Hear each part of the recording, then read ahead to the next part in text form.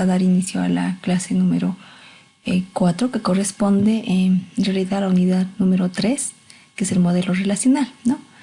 Vamos a primero indicar de que estos modelos están basados en registros, que significa que nosotros vamos a transformar lo que teníamos en el modelo entidad-relación a través de la representación de una entidad con el correspondiente, desde luego, símbolo, que es un rectángulo. Lo vamos a transformar, ¿no? A una tabla, ¿ya? Entonces, lo que vamos a manejar en esta unidad es justamente el concepto de tabla, a partir de lo que es justamente una entidad. Fíjense aquí en la imagen tenemos a una entidad persona con los correspondientes atributos, que son carnet, nombre, apellido y edad. Y justamente esta entidad la estamos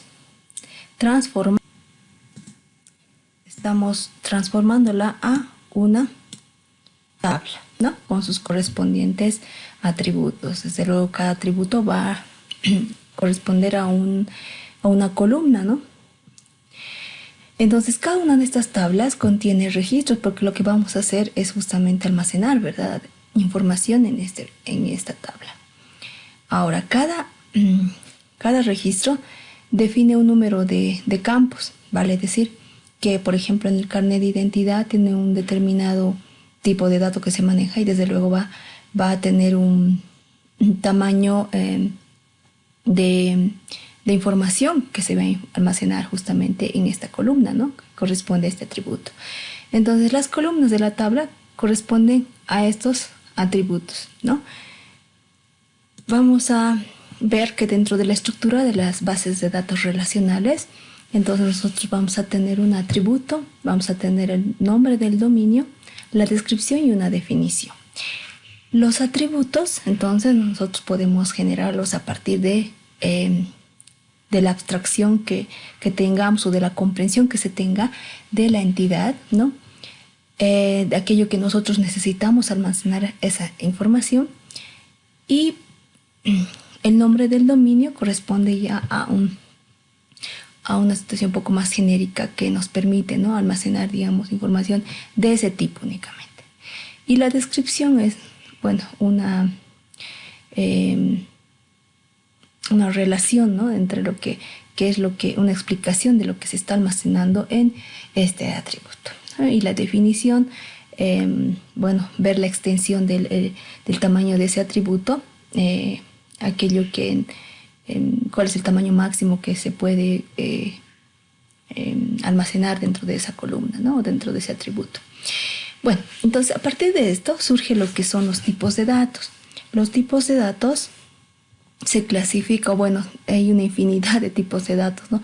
Inclusive en los lenguajes de programación nosotros vemos que podemos crear nuestros propios tipos de datos, sobre todo en lo que se refiere al manejo, por ejemplo, de algunos tipos de datos por ahí, cuando quiero manejar cadenas, o bien quiero manejar tipos de datos con relación a algo más específico como una matriz, ¿no? Puedo definir por ahí un tipo de dato que responda, digamos, a una estructura de dato, ¿ya? Sin embargo, los más generales que todos los conocemos vienen a ser los tipos de datos numéricos, los tipos de datos tipo carácter, ¿no? Y bueno, el tipo de dato fecha, ¿ya? Y dentro de ellos un poco vamos a especificar los tipos de datos numéricos, uno que es el entero, que no tienen parte decimal, ¿no? También tenemos los tipos de datos carácter, ¿no? Los tipos de dato booleano, que solamente aceptan como valores, ya sea verdadero o falso, ¿ya? Y los reales, que también vienen a ser tipos de datos numéricos, pero estos incluyen parte fraccionaria, ¿no?, es decir, parte decimal. También tenemos las cadenas, que vienen a ser una secuencia de caracteres, ¿no? Y aquí, bueno, ya son palabras, ¿no? Bueno, también para poder ampliar por nuestra parte, en los tipos de datos tenemos los enteros y los reales, ¿no?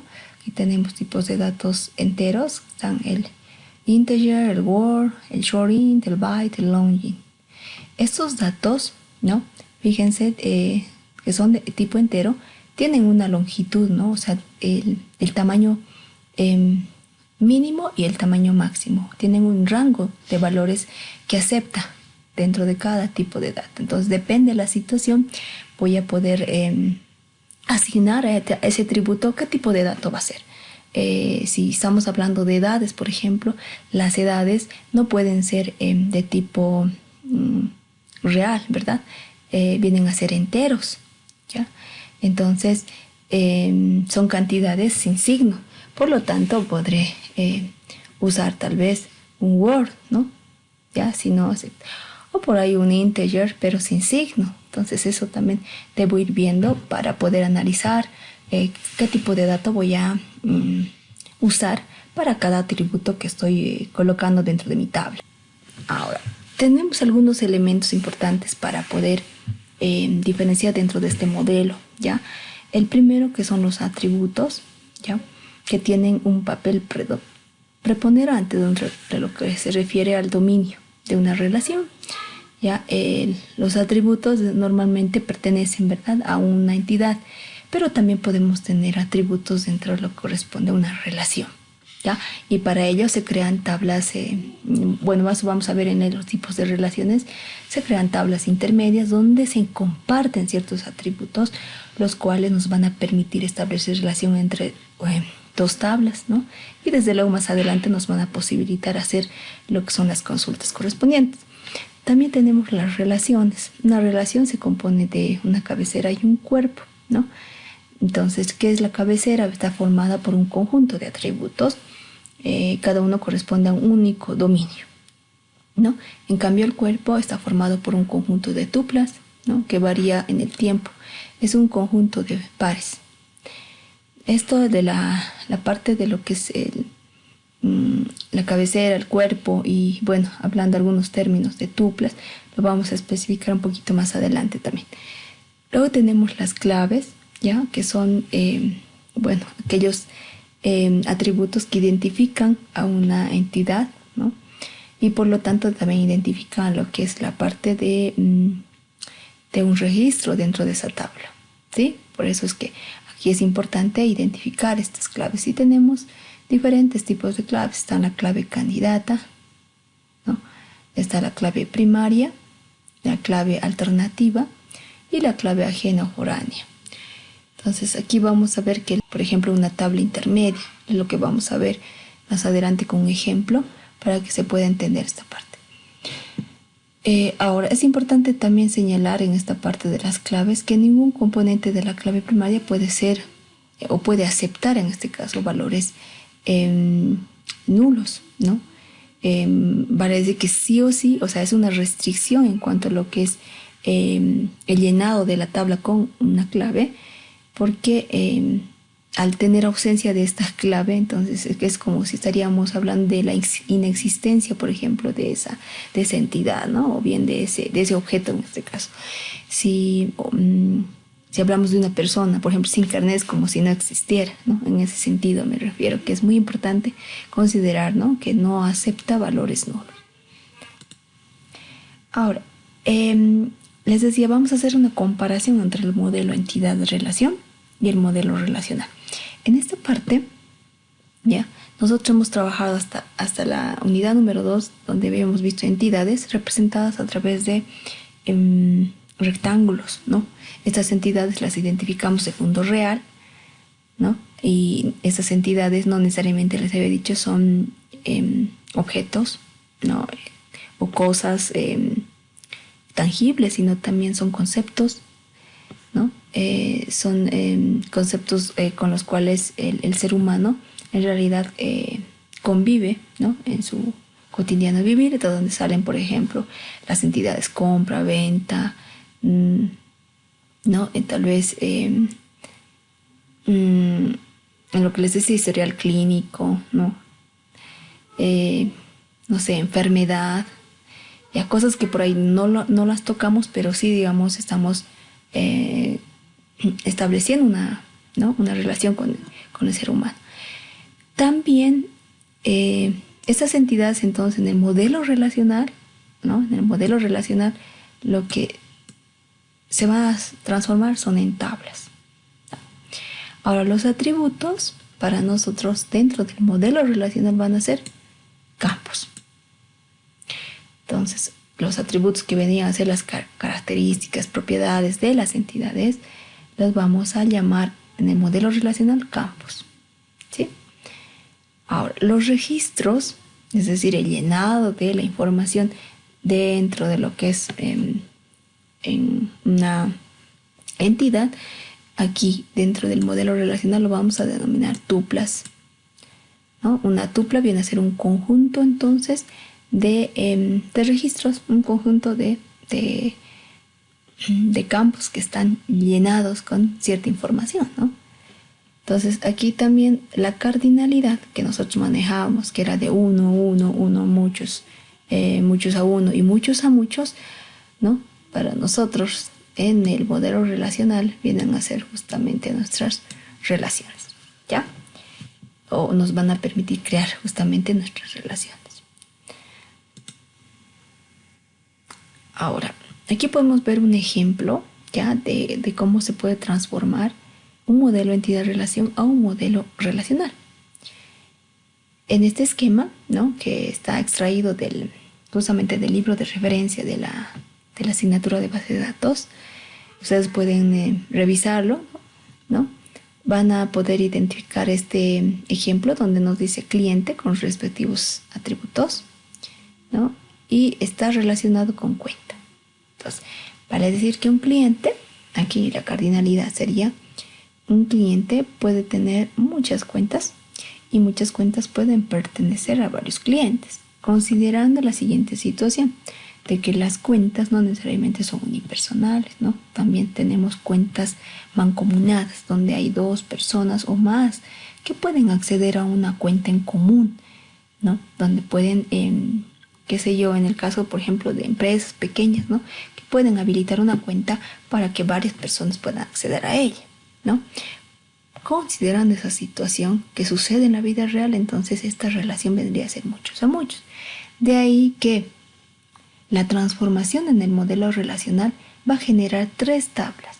La primera, que es la tabla cliente, donde ustedes pueden visualizar justamente sus atributos, ¿no?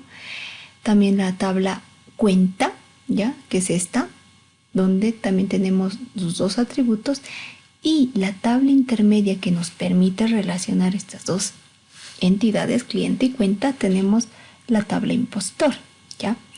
O la podríamos llamar tal vez cliente cuenta, para que se entienda, ¿no? Que estamos relacionando las dos entidades, ¿ya? Ahora,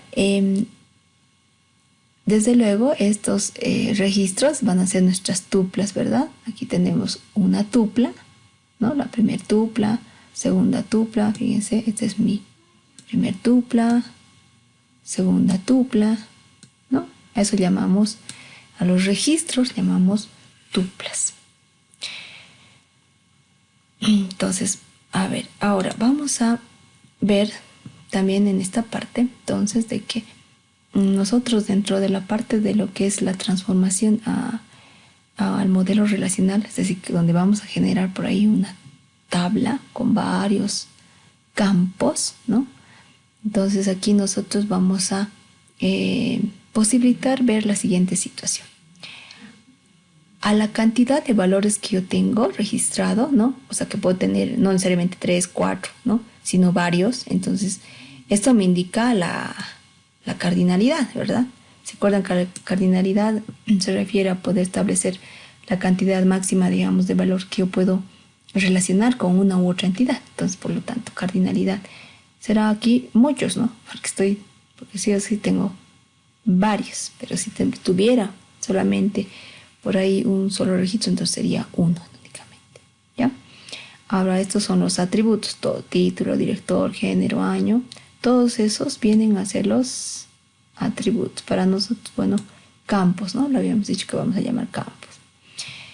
Ahora, cada atributo tiene un dominio, ¿no? Un dominio que se refiere a poder establecer un concepto dentro de lo que es el área de datos, en realidad, de qué manera, cuál es la descripción de de este dominio y cuál es la característica, ¿no?, particular de este dominio. Vale decir que por ahí, si estoy hablando, ejemplo aquí, ¿no?, de años son cantidades, ¿no?, de 4 dígitos, ¿no? No hay cantidades de 5 dígitos. Entonces, año pertenece justamente a un dominio de información que se llama años, donde se almacena información numérica de 4 dígitos, ¿verdad? Ahora, en la parte de lo que es la nacionalidad, de igual modo, ¿no?, son textos que corresponden en realidad a países del mundo. Bueno, de ese modo podemos ir definiendo lo que son los dominios, ¿no? Ahora, lo que le habíamos indicado también, que estos vienen a ser nuestras tuplas, ¿ya? A todos estos registros que tenemos ahí van a ser nuestras tuplas.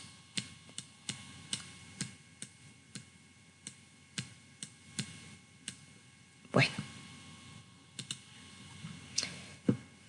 Entonces aquí vamos a ver un poco la parte de lo que es el manejo de las llaves, ¿no?, o claves también llamadas.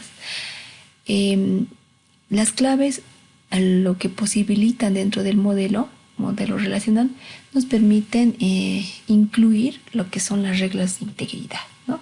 Y acá, ¿a qué llamamos reglas de integridad? Aquellas reglas que posibilitan tener ¿no?, un control de lo que es la información que se está almacenando dentro de la tabla. Para ello, entonces, las operaciones de actualización en una base de datos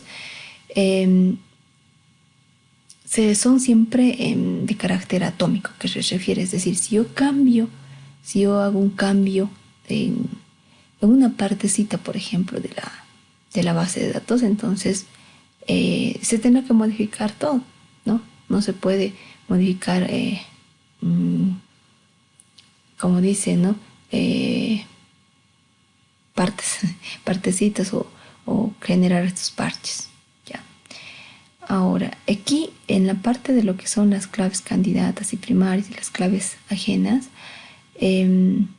vamos a tener que existen, ¿no?, las claves simples, ¿no?, donde están conformadas por un único atributo. O también tenemos las claves compuestas, donde vamos a tener varios atributos, ¿ya? Entonces hay situaciones en las que sí se necesita, por ejemplo, tener una clave compuesta, ¿no?, por dos datos, ¿ya? Tal es el caso, por ejemplo, de las cuentas bancarias, ¿no? Estas cuentas que, desde luego, por ahí tenemos un ID de usuario, ¿no?, pero también mi carnet de identidad podrían ser 2 llaves, ¿no?, de esa cuenta, ¿ya? Son 2 llaves que han sido creadas para poder hacer un manejo, por ejemplo, de esa cuenta, ¿no? Por lo tanto, estaríamos hablando de una clave compuesta, ¿no?, donde se requiere por ahí de esos 2 datos para acceder, ¿ya? Y obviamente hay algunas claves simples, ¿no?, de un solo atributo, es decir, que solamente un atributo es el que se usa para poder acceder a la información que se almacena en esa tabla. Puede ser el caso de un curso, ¿no?, tal vez un identificador del curso, y obviamente con identificador estaríamos accediendo a toda la información del curso. Ahora, cada clave viene a ser una restricción de integridad. Las claves son las que nos van a permitir hacer esa restricción de integridad, ¿no? También aquí es importante señalar lo siguiente. Hay una situación, ¿no?, en la que hablamos de nulo y claves primarias. Entonces, si existe esa situación, la restricción de integridad de entidad, ¿no?, nos señala que ningún atributo componente de una clave primaria puede contener nulo, ¿no? Y eso habíamos indicado anteriormente. Es decir, que yo no puedo dejar vacía ese campo donde haya una clave primaria, ¿no? Entonces ahí, desde luego, les va... por eso es que se coloca, ¿no? Más adelante vamos a ver en el ejemplo not null, que significa no nulo, y eso es lo que se coloca dentro de ese campo. Ahora, en nulo y claves ajenas, el modelo relacional permite nulo como valor de clave ajena. Si nosotros estamos compartiendo una llave, ¿no? Una clave para poder establecer la relación entre dos entidades, ¿ya? Entre dos tablas, entonces sí se permite valor nulo solamente pero para la clave ajena y no así para las llaves primarias de esa relación, ¿no? Porque puede que yo tenga una relación uno a muchos. Ejemplo, una persona puede realizar varios préstamos y varios préstamos pertenecen o corresponden a una sola persona. Entonces aquí voy a tener que compartir, por ejemplo, lo que es, ¿no? Si yo tengo aquí el cliente, ¿no? Y el cliente tuviera, por ejemplo, no sé, préstamos, ¿no? Lo que les decía. Entonces, si esto es uno a muchos, una relación uno a muchos, entonces la llave del cliente va a pasar a muchos, a préstamo, ¿no? Entonces, este préstamo ya tiene un identificador, ID del préstamo, pero a su vez tiene la ID del cliente. Entonces, probablemente, ¿no? Dentro de lo que corresponde entonces a los valores nulos en claves ajenas, sí podría aceptar o permitir el valor nulo. Podría aceptar, ya en ese caso únicamente. Ahora, otro aspecto importante en esta unidad es el álgebra relacional, y este es un aspecto muy amplio, ¿no? Para poder realizar el avance. Entonces vamos a hacer, aquí vamos a explicar, ¿no? De manera teórica, pero más adelante tenemos que hacer esto, ejemplos para que ustedes puedan entender esta parte. Esto tiene mucha relación con la parte de lo que es la teoría de conjuntos, lo que se había visto en el área de matemática, ¿no? Porque ahí vemos operaciones de conjuntos, ¿no? La unión, la intersección, está la diferencia, está el producto, ¿no? Estas sí son particulares del álgebra relacional, pero bueno, tendríamos que, como les digo, hacer muchos ejercicios, pero eso corresponde una vez que se tenga bien claro lo que es el modelo relacional, cómo transformar el modelo entidad-relación al modelo relacional, tener almacenada esa información para poder hacer ese tipo de ejercicios utilizando justamente estas operaciones. Aquí tenemos la unión, ¿ya? Está la intersección, la diferencia, está el producto, está la restricción, están aquellos elementos que me permiten, es decir, establecer una condición para poder seleccionar elementos de un conjunto. Está la proyección, es decir, establecer por ahí los atributos que necesariamente o que requiero extraer de un cierto conjunto. Está la reunión, que es el join, está la reunión natural y la división, ¿ya? Entonces, todas estas operaciones lo que más adelante me va a posibilitar es hacer justamente o entender la parte de lo que son las consultas, que corresponden en realidad a la unidad número 5, ¿no? Donde vamos a ver justamente el uso del lenguaje SQL. Entonces, ahí en realidad esto se concreta prácticamente. Es decir, si aquí lo veo matemáticamente, después lo traduzco a un lenguaje de programación, ¿ya?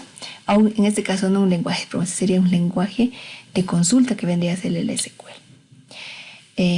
Ahora, aquí hay algunas consultas comunes, ¿no? Que no pueden necesariamente expresarse, digamos, con todas estas operaciones que tenemos aquí, ¿ya? Por ejemplo, yo quiero obtener, los estudiantes, todos los estudiantes con su respectivo curso, ¿sí?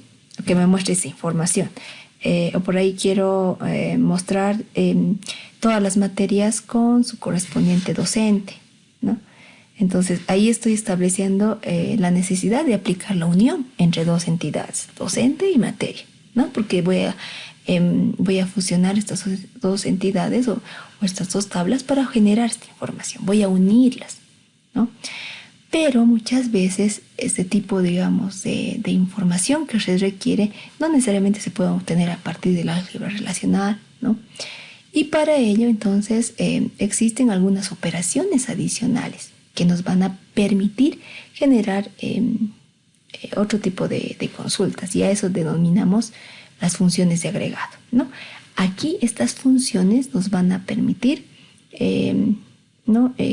Obtener tal vez información un poco más, de manera más sencilla por ahí, empleando, por ejemplo, la media, ¿no? Tal vez de un conjunto de valores, tal vez obtener el máximo valor, el máximo porcentaje de, tal vez, no sé, de máximo porcentaje de rendimiento de un atleta, no sé, depende de la información que yo tenga, por ejemplo, ¿no? La máxima nota, digamos, dentro de lo que corresponde a las calificaciones de un curso, la mínima nota de las calificaciones de un curso, la cantidad total que se cancela a un docente, o bueno, en este caso el sueldo básico, digamos, de un docente, la cantidad, el sueldo, bueno, aquí podemos hacer o incluso emplear otro tipo de operaciones, ¿no? Por ejemplo, les decía el total de ventas que se ha realizado en un mes, total de aprobados de la gestión, no sé, y emplear justamente estas funciones de agregado, ¿verdad? Tal cual sucede en el Excel. En el Excel hay muchas funciones matemáticas que ustedes las han usado, máximo, mínimo, promedio, ¿no? Inclusive había funciones donde no necesariamente matemáticas, sino del ámbito ya booleano, donde tenían que consultar, ¿no? Algunas condicionales, ¿ya? Entonces, hay funciones que también aquí justamente en el ámbito de lo que son las consultas, ¿no? Van a emplear ustedes más adelante. Bueno, a partir del álgebra relacional, entonces, surge este elemento que es el cálculo relacional, ¿no? Y es justamente este elemento que nos va a permitir generar lo que son ciertas operaciones, ¿ya? A partir de, fíjense, en el cálculo relacional hablamos de un lenguaje procedimental. En cambio, en el álgebra relacional hablábamos de secuencia de operaciones. Entonces, el cálculo relacional vienen a ser expresiones un poco más declarativas haciendo uso de este lenguaje, ¿no? En el cálculo relacional no se indica cómo evaluar la consulta, sino qué se desea obtener. Y en el álgebra relacional, aunque se anidan para formar una sola expresión, siempre se indica explícitamente cierto orden de operaciones. ¿Ya? En el cálculo relacional se describe la información deseada, sin dar un procedimiento específico para obtenerla. Y aquí en el álgebra relacional se utiliza como estrategia parcial de evaluación de la consulta. Es un lenguaje procedimental de alto nivel. Entonces, si bien es cierto, lo que vamos a ir viendo es que si usamos obviamente el álgebra relacional, vamos a posibilitar analizar lo que son las necesidades informativas, ¿no? Abstraer eso y representarlo a partir de justamente estas operaciones que se señalan, ¿no? Pero con el cálculo relacional esto se posibilita utilizar un lenguaje tal vez, como indica, no procedimental, pero haciendo uso de expresiones un poco más declarativas, ¿ya? El primer programa que vamos a usar es el DB Designer, ¿no? En este programa vamos a ver el modelado, ¿ya? Vamos a crearnos un nuevo archivo. Y bueno, para ello vamos a seguir este ejemplo, ¿ya? El ejemplo donde hablábamos de clientes con sus respectivas cuentas, ¿no? Y las cuentas pueden pertenecer a varios clientes. Una relación de muchos a muchos, donde vamos a ver cómo podemos transformar este modelo entidad-relación a un modelo relacional, ¿ya? Entonces vamos a ver el ejemplo. Vamos a emplear este símbolo que es para crear nuevas tablas, ¿ya? Y aquí dentro hacemos clic derecho y editar objeto. En editar objeto vamos a colocar el nombre de la tabla, que sería cliente, ¿no? Y aquí vamos a ir colocando los atributos, ¿no? Del cliente. Les decía que es importante utilizar los tipos de datos, ¿no? Manejar tipos de datos para poder asignarles a cada atributo, Aquí tengo el ID del cliente y qué tipo de datos será. Va a ser, dependiendo si es puro es número únicamente, perdón, es número, entonces colocaré un entero. Pero si por ahí el número, perdón, el ID del cliente utiliza ya un carácter, ¿no? Entonces ya vendrá a ser texto, ¿no? No vendrá a ser un número. Ya para el ejemplo voy a colocar integer, que es entero. Y esto es lo que les decía, la restricción de integridad, not null. Este NN significa not null. ¿Ya? Y no tiene signo. Ahora sí, voy a pasar al siguiente atributo que vendría a ser nombre. Y este nombre vamos a colocarlo como char, el nombre, vamos a seguir, dirección. Aquí vamos a ver. No se complica mucho con acentos aquí, porque normalmente cuando ustedes han visto programan o bueno, también van a implementar alguna base de datos, normalmente lo único que hacen es complicarse si utilizamos lo que son acentos, ¿ya? Ya. Entonces vamos a colocar OK para este ejemplo, porque lo que me interesa es poder transformar este modelo que les muestro aquí a un modelo relacional. Entonces tengo aquí mis 3 atributos. Aquí teníamos nombre, calle y ciudad. Nombre, bueno, dirección he colocado, pero igual pueden editarlo nuevamente y colocar el atributo más ciudad, ¿no?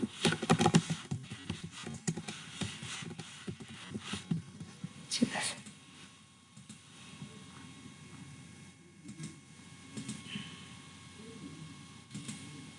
Ya. Tenemos en la otra tabla que viene a ser cuenta, ¿no? Esa es cuenta. Entonces voy a poner en esta parte, voy a editar objeto, y coloco cuenta. Entonces la cuenta tiene un identificador también, ¿no? Idea de cuenta, que va a ser bueno entero.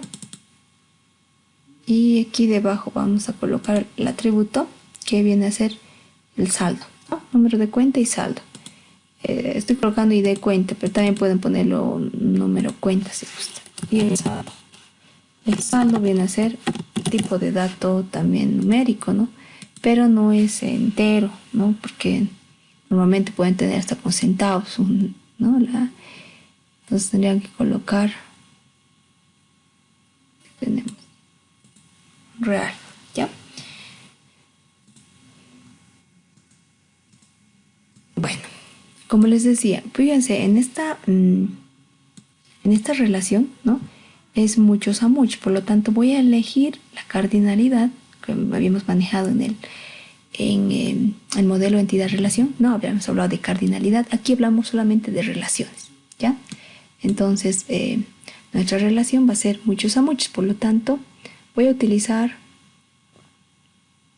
muchos a muchos y voy a jalar desde esta tabla hasta la tabla cliente. Entonces, ¿qué ha pasado? Fíjense, en el modelo se ha establecido una relación muchos a muchos, por lo tanto, en las relaciones muchos a muchos, lo que se hace es crearse una tabla intermedia. Y justamente se comparten, ¿no? Aquí lo que son las llaves. Si aquí vemos que son llaves primarias, en este caso van a ser llaves foráneas, ¿no? Llaves foráneas porque están proviniendo de otras tablas. En este caso, ID cliente proviene de, ¿no? El ID cliente proviene de tabla cliente y el ID de cuenta de la tabla cuenta, ¿no? Por esas situaciones que se crea esa tabla, ¿ya? Ahora, hay otro programa también que nos permite justamente también modelar o crear lo que son los modelos relacionales, ¿no? Que son justamente estos. Aquí, antes voy a cambiarlo. Podemos cambiar también la relación, ¿ya? Cliente, cuenta, puedo poner el nombre, una etiqueta, cliente tiene, ¿no? Y la cuenta aquí pertenece, ¿no? Para que se pueda leer, ¿no? Espera. Aunque la lectura les había dicho que se hace, ¿no? De izquierda a derecha y de derecha a izquierda. Entonces, en ese sentido estoy colocando etiquetas a la relación, ¿ya? Bueno, ahora les voy a mostrar el otro programa, que es el Workbench. El MySQL Workbench. En ese programa, de igual modo, ya lo que se hace, se puede modelar, como les decía, o sea, se puede transformar un modelo entidad relación a un modelo relacional, ¿no?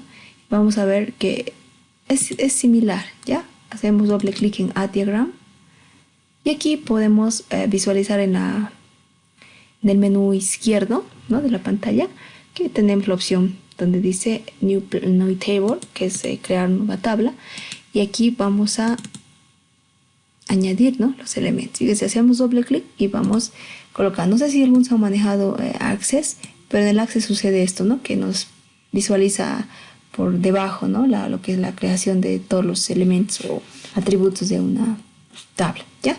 Entonces voy a crear o poner lo mismo, cliente, y aquí vamos a colocar ID cliente, que sea entero, y fíjense aquí, automáticamente normalmente el primer atributo lo identifica como llave primaria.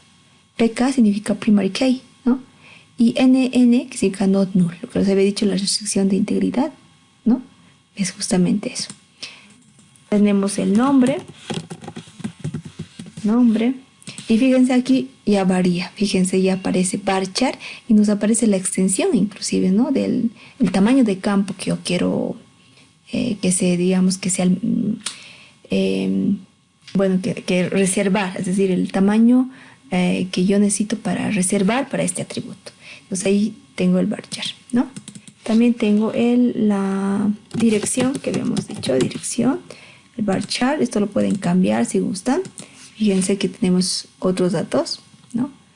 Tenemos el varchar y ya no tendríamos el char aquí. Ahora vamos a ver un poco más abajo. Aquí tenemos el char y varchar, lo que les decía, char, que es solamente para caracteres, ¿no? Pero varchar ya para un conjunto de caracteres, para palabras, ¿no? Y podemos ver también que tenemos aquí el text, ¿ya? Entonces hay que ir viendo qué tipo de datos vamos a asignar, ¿no? A ese atributo.